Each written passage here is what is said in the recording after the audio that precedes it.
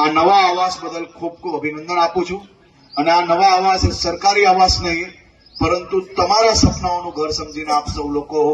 આ ગૃહ પ્રવેશ કરશો તેવો મને 100% વિશ્વાસ છે. હું ડાંગ જિલ્લા પોલીસ અધિક્ષક એમની આખી ટીમને ખૂબ ખૂબ અભિનંદન આપવા માંગુ છું અને મારી સી ટીમની બહેનોને તો એનાથી બી વધારે અભિનંદન આપવા માંગુ છું.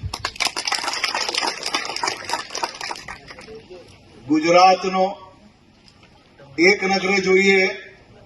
તો છેવાડાનો જિલ્લો અને બીજી નજરે જોઈએ તો મહારાષ્ટ્રથી આવતા ગુજરાતનો પહેલો જિલ્લો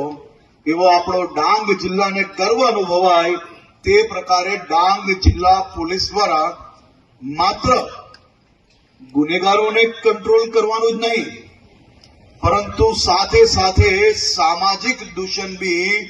આપણા ડાંગ જિલ્લામાંથી કઈ રીતે દૂર થાય તે માટે ખૂબ જ અદ્ભુત પ્રયાસ કર્યો છે અને એ પ્રયાસ થકી અનેક લોકોના જીવન બદલવાનું કારણ એ ડાંગ જિલ્લા પોલીસ બની છે. તે બદલ હું આજે ખાસ